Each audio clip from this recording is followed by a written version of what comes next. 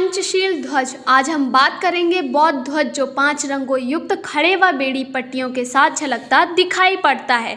इसका भी एक दिन निश्चित 8 जनवरी 2021 ध्वज दिवस के रूप में मनाया जाता है। तो आइए बताते हैं कि इसका क्या महत्व है। तो पूरी वीडियो देखने के लिए न्याय चक्र चैनल को लाइक सब्सक्राइब के साथ शेयर कर लें, जिससे नई जानकारियाँ नोटिफिकेशन आप तक पहुँच जाए। तो शुरू करते हैं बौद्ध ध्वज के बारे में। नीला, पीला, लाल, सफ़ेद और कांसाई, इन 5 रंगों के क्षैतिज और ऊर्ध्व पट्टियों से निर्मित ध्वज को बौद्ध ध्वज कहते हैं, जो कि पंचशील ध्वज के रूप में अधिक लोकप्रिय है। इस ध्वज की भी अपनी एक कहानी है। थियोसॉफिकल सोसाइटी के संस्थापक कर्नल हेनरी स्टीले ऑलकट और मैडम ब्लाउत्स्की थे। हेनरी अमेरिकी सेना से अवकाश प्राप्त कर्नल थे। थियोसॉफिकल सोसाइटी किसी एक धर्म अथवा संप्रदाय की पोषक या प्रचारक संस्था नहीं थी, बल्कि सभी धर्मों व संप्रदायों के आध्यात्मिक मूल्यों के समन्वय की पोषक थी। इसीलिए इस संस्था के बिना पूर्वाग्रह के सभी धार्मिक विचारधाराओं का अध्ययन, शोध एवं तदनुसार अनुपालन होता था। अध्ययन व अभ्यास करते करते कर्नल हेनरी बुद्ध के धम्म की ओर आकर्षित होने लगे और अंततः वर्ष 1880 में श्रीलंका में उन्होंने बुद्ध धम्म आत्मसात कर लिया और श्रीलंका में बुद्ध धम्म के उत्थान की गतिविधियों के सक्रिय अंग बन गए। वहां उन्होंने 400 के आसपास बौद्ध विद्यालय एवं महाविद्यालयों की स्थापना की, जिनमें से कुछ बहुत ही प्रसिद्ध हुए, जैसे आनंद, नालंदा, महिंद, धम्मराजा इत्यादि। ये उनके द्वारा स्थापित विद्यालयों के नाम हैं। अपने शांतिमय लोकतांत्रिक आंदोलनों के जरिए श्रीलंका के बौद्धों को सन 1884 में एक बड़ी सफलता मिली। सफलता यह कि वह ब्रिटिश सरकार से वेसाक डे अर्थात बुद्ध पूर्णिमा के सार्वजनिक अवकाश की घोषणा करा सके, जो कि सन 1885 की बुद्ध पूर्णिमा से क्रियान्वित हुआ। इस सफलता के बाद श्रीलंका के बौद्धों ने कोलंबो कमेटी नाम से एक संस्था बनाई, जिसमें कर्नल हेनरी स्टीले ऑलकट भी एक सदस्य थे। इस कमेटी में एक प्रस्ताव आया कि बौद्धों का एक ध्वज होना चाहिए जो बौद्ध अस्मिता व गर्व का प्रतीक हो। कहा जाता है कि प्रस्ताव कर्नल हेनरी की ओर से था, जिस पर पूरी कमेटी की सहमति थी। तय यह हुआ कि वह ध्वज आगामी बुद्ध पूर्णिमा 28 मई 1885 को फहराया जाएगा। इस प्रकार कोलंबो कमेटी द्वारा निर्मित वह ध्वज अस्तित्व में आया, जिसे आज पंचशील ध्वज कहते हैं।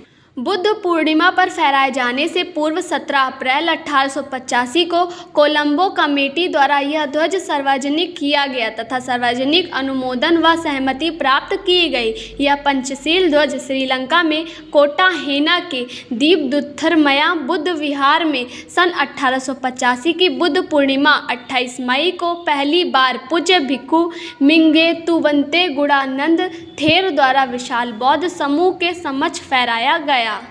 कालांतर में कर्नल हेनरी स्टीले ऑलकट के परामर्श पर इस ध्वज का आकार राष्ट्र ध्वज के आकार का तय किया गया। इसमें कतिपय परिवर्तन किए गए और इसे अंतिम रूप दिया गया। इसे आगामी वर्ष 1886 की बुद्ध पूर्णिमा को फहराया गया। तब से आज की तारीख तक यही ध्वज यथावत है और पूरे विश्व के बौद्धों की अस्मिता व गौरव का प्रतीक है। इस ध्वज की वैश्विक स्वीकृति की भी एक कहानी है। इसका मुख्य श्रेय प्रोफेसर जीपी मलासेकर को जाता है, जिसकी अध्यक्षता एवं पहल से कोलंबो में श्रीलंका की पहली वर्ल्ड बुद्धिस्ट फेलोशिप आयोजित हुई। 25 मई 1950 को दाढ़ा धातु बुद्ध विहार के सभागार में इस विहार में भगवान बुद्ध के पावन दंत धातु स्थापित हैं। पूज्य भदंत गलगेदर प्रज्ञानंद का कहना है, प्रोफेसर जीपी मलासेकर मूलतः श्रीलंका के थे। वह सिल्हली, पाली, संस्कृति, अंग्रेजी, लैटिन, ग्रीक, फ्रांसीसी भाषाओं के प्रकांड विद्वान थे। वर्ल्ड बुद्धिस्ट फेलोशिप के वह संस्थापक अध्यक्ष थे। वह बौद्धिज्म बाबा साहब से अत्यधिक प्रभावित थे। उन्होंने बाबा साहब को बुद्ध पूर्णिमा 25 मई 1950 को आयोजित होने वाले वर्ल्ड बुद्धिस्ट फेलोशिप में कोलंबो आमंत्रित किया। इस आयोजन में जाने से पहले बाबा साहब ने महाबोधि दिल्ली में डॉक्टर एच सदातिस की उपस्थिति में पूर्व भंते आर्यवंश से 2 मई 1950 को बुद्ध धम्म की दीक्षा ली थी, यानी कि वर्ल्ड बुद्धिस्ट फेलोशिप में बाबा साहब एक बौद्ध के रूप में सम्मिलित हुए थे। 25 मई 1950 को श्रीलंका के इस कार्यक्रम में विश्व भर के बौद्ध संघ के सम्मुख प्रोफेसर डॉक्टर जीपी मलालशेखर ने बाबा साहब को लिविंग बौद्धित्व कहकर संबोधित किया था, एक जीवंत बौद्धित्व।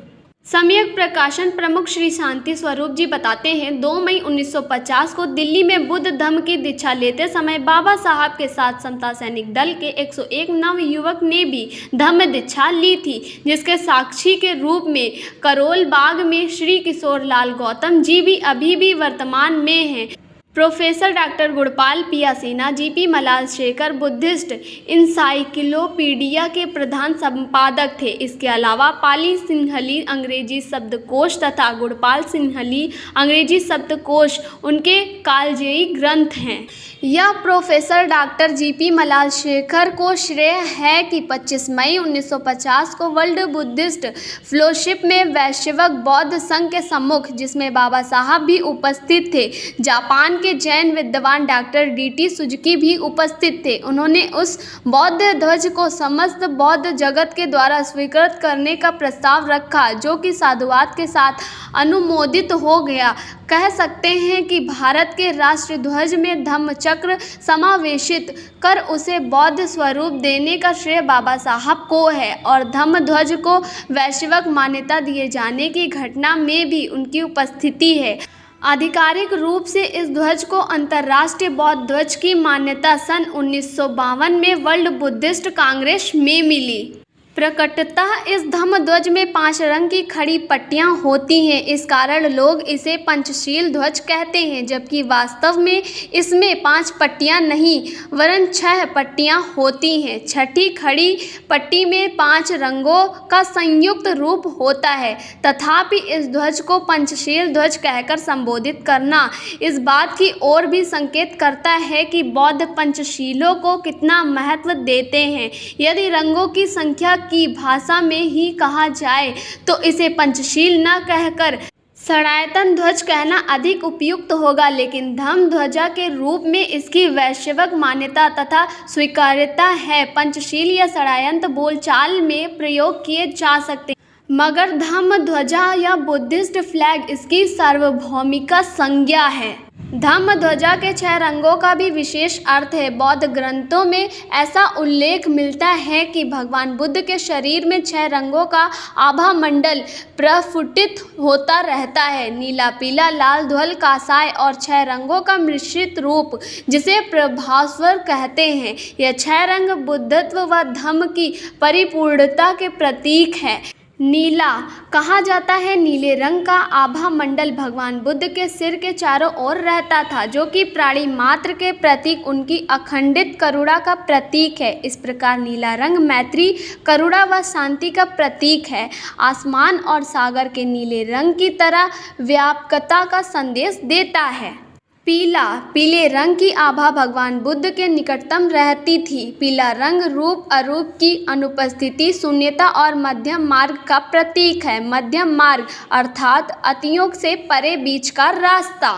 लाल, लाल रंग बुद्ध त्वचा की आभा है। यह रंग धम्माभ्यास की जीवंतता व मंगलमयता का प्रतीक है। यह प्रज्ञा, सौभाग्य, गरिमा, सद्गुण व उपलब्धि का भी संकेत है। ध्वल या सफ़ेद, बुद्ध के दांतों, नाखूनों व अस्थि धातुओं से ध्वल आभा प्रस्फुटित होती रहती थी। यह रंग शुद्धता व पावनता का प्रतीक है और बुद्ध की शिक्षाओं की अकालिकता का भी। अकालिकता अर्थात बुद्ध की देशनाएं समय के साथ पुरानी नहीं पड़ती वरन नित्य नवीन बनी रहती हैं। वे जितनी सच कल थी उतनी आज भी हैं और आगे भी रहेंगी।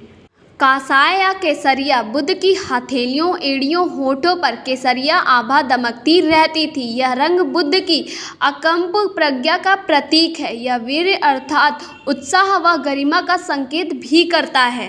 पांचों रंग प्रभास्वर, पांचों रंग की मिश्रित आभा अर्थात प्रभास्वर बुद्ध की देशनाओं की विभेदता क्षमता का प्रतीक है। यह मिश्रित आभा दर्शाती है कि बुद्ध की शिक्षाएं जाति, संप्रदाय, नस्ल, राष्ट्रीयता, विभाजन, विभेद से परे न केवल मानव मात्र के लिए ही वरन प्राणी मात्र के लिए है। इस प्रकार यह ध्वज मानवीय मूल्यों व गरिमा का एक सार्वभौमिक प्रतीक है। यह ध्वज किसी एक राष्ट्र का नहीं वरन सकल विश्व है। यद्यपि इसे बौद्ध ध्वजा की अंतर्राष्ट्रीय मान्यता है, तथापि यह संपूर्ण मानवता का ध्वज है।